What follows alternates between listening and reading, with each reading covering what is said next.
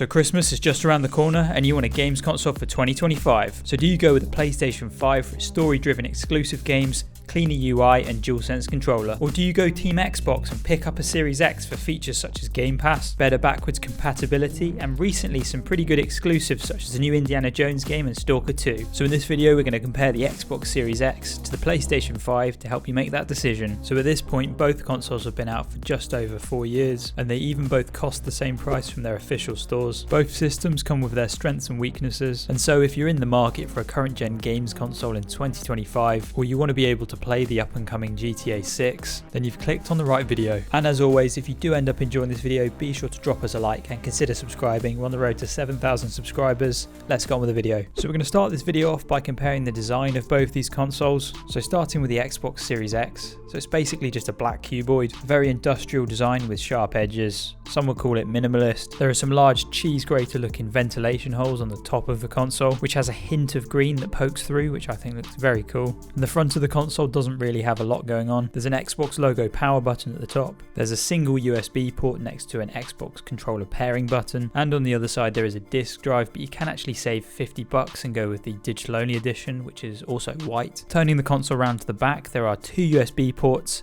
an Ethernet port, power cable, HDMI out, and finally a slot for a proprietary expansion card. Some of you may have picked up on the fact that this Xbox has no USB-C ports, which is a bit annoying, but not the end of the world. The bottom of the console has a rubber pad so you can stand it vertically, which is how I like it. Alternatively, the side of the console has 4 rubber feet, so you can lay it sideways pretty safely. And overall, I do really like the design of this console. I think it's well thought out. It's not a very loud design, so you can stand it next to your TV and it sort of just blends into the background. On the other hand, the PlayStation 5 is a bit of a louder design. It looks a little bit like a modern art piece. So the specific PS5 that I have here is the slim digital only version. So this is going to be about 30% smaller in all dimensions than the OG PS5. So looking at the front of the PS5, at the bottom there's the power button. Then above that there are 2 USB-C ports. The back of the PlayStation is fairly similar to the Xbox. It has a HDMI, Ethernet, 2 USB ports and a power cable. You've probably noticed that the PS5 is missing an expansion card slot, but don't worry, you can still expand the storage on the PS5. All you have to do is remove the side panel and that gives you access to an M.2 SSD expansion slot.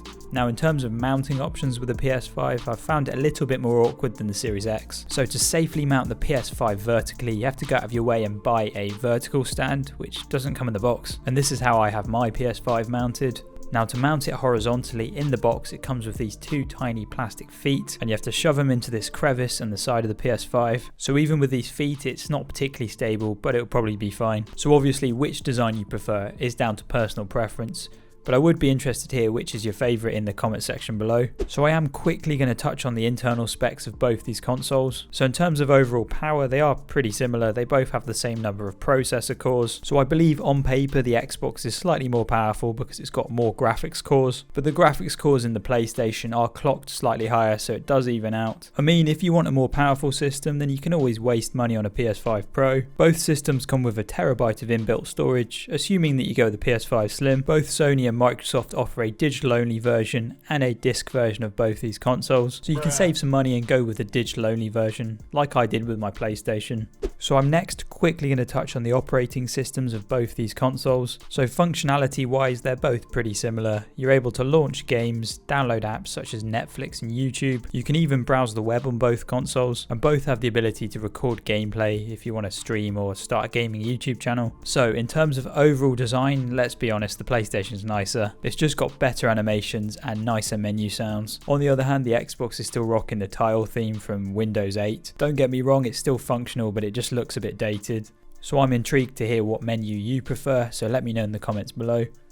So we're now going to compare the controllers from both these consoles. So the PlayStation comes with the DualSense controller, and the Xbox comes with the Xbox controller. I don't think it's got a fancy name. So we're first going to take a look at the DualSense controller because it's the most interesting. So it's a comfortable feeling controller that's solid in the hand. So if you're someone that's previously owned a PS4 with a DualShock 4 controller, then you'll be right at home with this one. The button layout on this controller is typical PlayStation, and they've decided to keep the touchpad at the top, which is useful in like 2 games. The triggers on the DualSense controller are actually pretty interesting. Sony has called them adaptive triggers, and in certain games such as first-person shooters, the triggers provide a little bit of resistance, which actually does feel pretty good. The DualSense controller has an internal battery that can be charged using USB-C. Sony claims that it should last between 6 and 12 hours, and in my experience I can probably go a couple of days between charges. So in my opinion, the DualSense controller is all round a pretty reasonable controller, but I would say that I do prefer the Xbox button layout. I do prefer to have my left joystick above my D-pad like on the Xbox, but that's just my personal taste, probably because I grew up using the Xbox 360. Now let's take a look at the Xbox controller. It's pretty standard, it's pretty much the same as the Xbox One controller from 10 years ago with some small improvements. It's a very comfortable, solid feeling controller, but with not very many bells and whistles. And when compared to the DualSense controller, it is missing a lot of features such as a touchpad, adaptive triggers,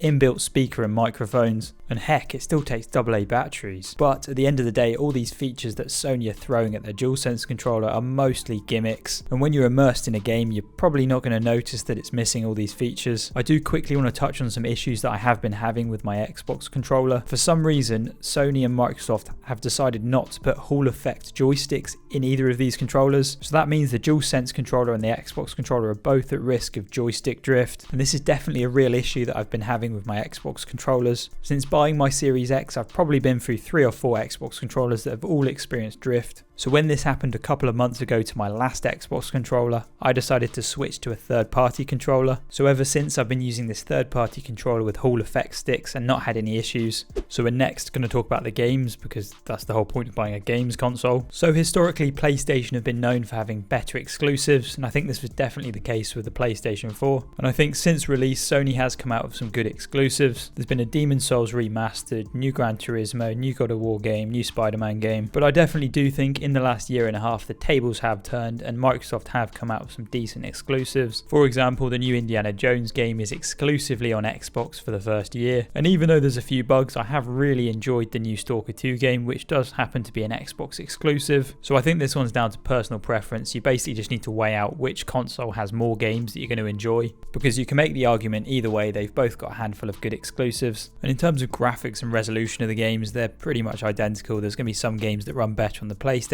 and others that run better on the Xbox. But there is one area where the Xbox actually does beat the PlayStation, and that's backwards compatibility. So Microsoft have actually done an amazing job at getting pretty much every original Xbox, Xbox 360, Xbox One game to run on the Series X. So if there's that game that you used to play back on your 360 back in the day, then you're most likely going to be able to play it on the Series X. On the other hand, the PlayStation 5 does still have backwards compatibility. There are a handful of older games that you can play on the PS5, but there's definitely not as many. And for PlayStation 3 games, you have to play them on the cloud. Like, what? Why?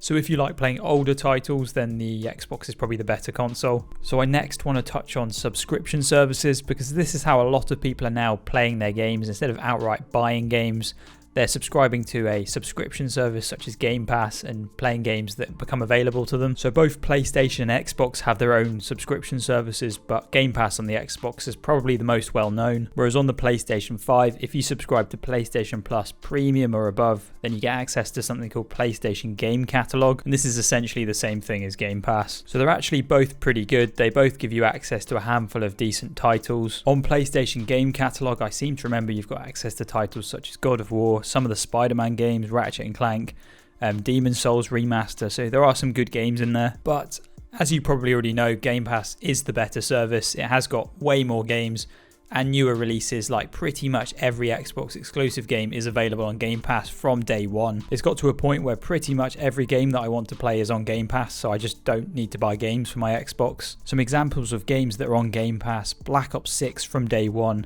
the new Indiana Jones from day one, Stalker 2 literally just released straight onto Game Pass. As well as that, you've got all the Xbox exclusives like Halo, Forza, even all the Bethesda games are now on Game Pass. So yeah, in my opinion, it's a clear win for Game Pass. So if you're someone that wants to buy a console and then just rely on a subscription service to play all your games, then you're probably better off going with an Xbox. So I finally just want to touch on console accessories, because this is actually an area where PlayStation are doing quite a bit better than Xbox. So you can actually buy a VR headset for your PlayStation 5. So if you think that's something that you're going to be interested in later down the line, then probably go with a PlayStation because you can't get that with an Xbox. And there's also the new PlayStation Portable, which is basically a wireless TV and controller built into one. So this allows you to stream games from your PS5 onto this handheld device. On the other hand, Xbox are kind of lacking when it comes to accessories. So in conclusion, which console should you go with? Well, I think it's very much down to personal preference. So this console generation, there are definitely more people on PlayStation 5. It's the more popular console, but it's up to you whether or not that's a reason to go with the PlayStation 5. In terms of the design, that's definitely down to personal preference, but in my opinion, I actually prefer the Xbox design. The DualSense controller is definitely the more advanced controller. It has more features, but I wouldn't say that any of the features are that useful. The main issue that I have with both these controllers is neither of them have Hall effect sticks, so they're both at risk of stick drift. In terms of exclusive games, they both have a handful of decent exclusives. I wouldn't say one's better than the other. It's all down to personal preference. On the other hand, Xbox GamePass is objectively a better subscription service than PlayStation Game Catalogue. It's just got more higher quality games. And finally, if PlayStation VR or the new PlayStation Portable interests you, then that's a reason to go with the PlayStation. So anyway, that concludes this video. Hopefully it's been helpful, and if it has, be sure to drop us a like and also consider subscribing. We're on the road to 7,000 subscribers. We're going to try and hit it by the end of the year. And let me know in the comments down below which console you prefer, and I'll see everyone in my next video.